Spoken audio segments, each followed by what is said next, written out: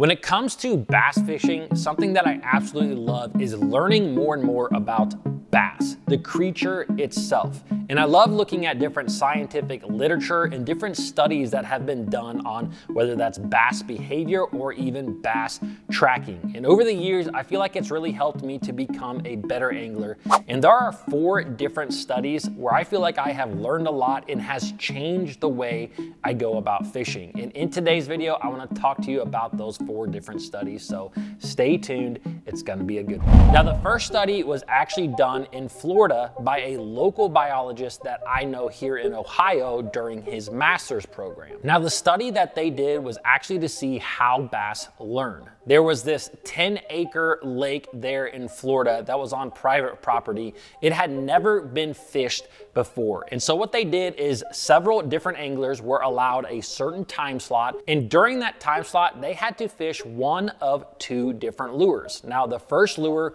was a silver or chrome rattle trap style bait, and the other one was just a good old Cinco. Now, the researchers actually spent 36 hours a week fishing this particular lake, and they did this for 6 weeks in a row. Now, during the first week or 2, the researchers absolutely caught the fire out of bass, catching a ton of them on both that lipless crankbait and the Cinco. But as in each and every week passed on this 10-acre lake, the fishing continued to get tougher and tougher, with the researchers catching fewer and fewer fish. Now, one of the biggest things to note here is that the bass stopped eating the rattle trap a lot quicker than they did that Cinco. With the rattle trap, it was a massive decline after the first week or so as to how many fish were still being caught on that bait, where the Cinco was more of a gradual decline. Now, to me, this study shows a few different things about a bass. Obviously, one is that they do learn. When you have a lot of pressure on a body of water and a lot of anglers are throwing the same type of lures, those bass are going to get used to those lures. They're going to remember, especially the bass that have been caught on those specific lures. Now, the other thing is that the bass got off that loud, noisy rattle trap a lot quicker than they did that plastic worm, which is kind of something that you would expect. And so for me, something that this has really changed when it comes to me going fishing is that I almost never leave an area before at least throwing a soft plastic bait of some sort for a little bit. It doesn't necessarily have to be a Cinco. For me, I like to throw a drop shot a lot.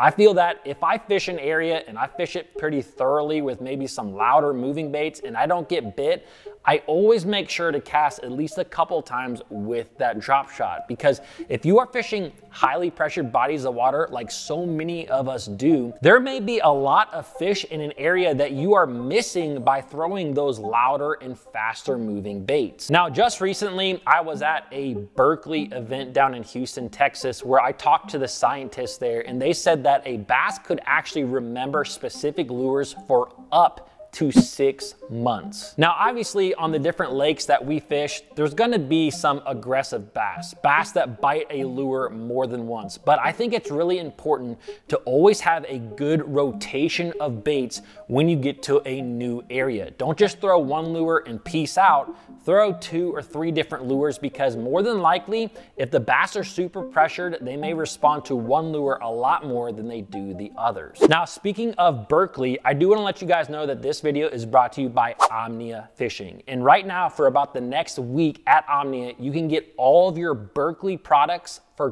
25% off. Some of my absolute favorite lures, like the BERKLEY Dime, the BERKLEY Money Badger, the BERKLEY Schlobber Knocker, you can get all these baits for 25% off. So if you guys want to save a little bit of money on some BERKLEY products, click that link down below for Omnia Fishing, and you'll be helping to support the Bass Fishing HQ channel. Now, the second study was done up in Canada, and something that was really interesting to me about this study was they actually tested out the different senses of a bass. Researchers up in Canada were trying to figure out how bass actually hone in on their beds after being removed, because it's been seen before that bass can travel from a distance and relocate their beds. But how do they find these beds? Now, going into this study, the researchers believed it was either from eyesight, the bass's magnetic pull or actually their sense of smell. The first thing that they did was catch a control group of fish. They took them off of their beds, they removed them 200 meters from the bed, and then they released them. And every single one of these bass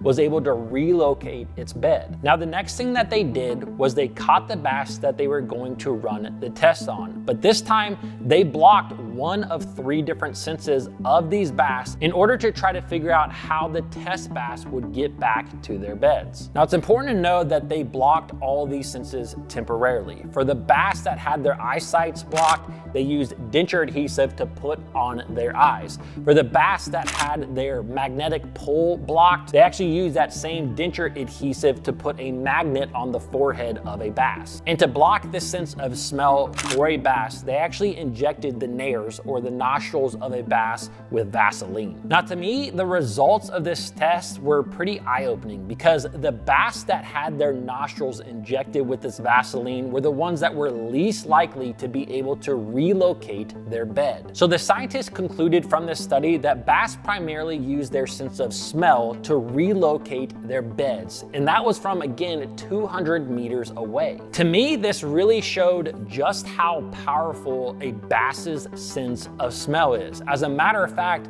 a bass can smell almost 1,000 times better underwater than a human can above water. Now, the biggest thing that this changed for me in my fishing is I add good scent to all of my lures. There are definitely days out there on the water where it does not matter what scent is on your lures. You could probably dip your bait in gasoline and throw it in the water and you're still going to catch bass.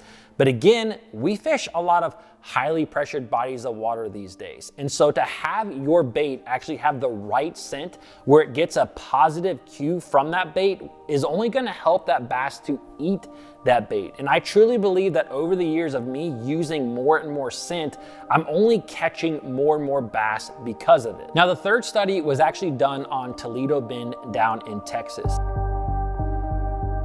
And in this particular study, researchers of the Texas Parks and Wildlife actually tracked bass for almost 2 years. The first thing that they did was they caught bass with both electrofishing methods and regular rod and reel fishing methods. They implanted the bass with a radio tag, and then they tracked these bass for over 2 years to see exactly where they went. Now, during this study, they would go out on the water every 2 weeks to find each bass's location, and then they would write it down in a notebook so they knew exactly where that bass was. Now, a couple of really interesting things that happened during this particular study is, one, the biggest bass of the study, which was over 8.5 pounds in weight, actually hung out in pretty shallow water for a large portion of the 2 years. I think for a lot of us anglers, we kind of follow the belief that bass are shallow during the spring and then move deeper in the summer and then maybe back up shallow during the fall. But the truth is, with this study, is that a lot of bass are like people. They have different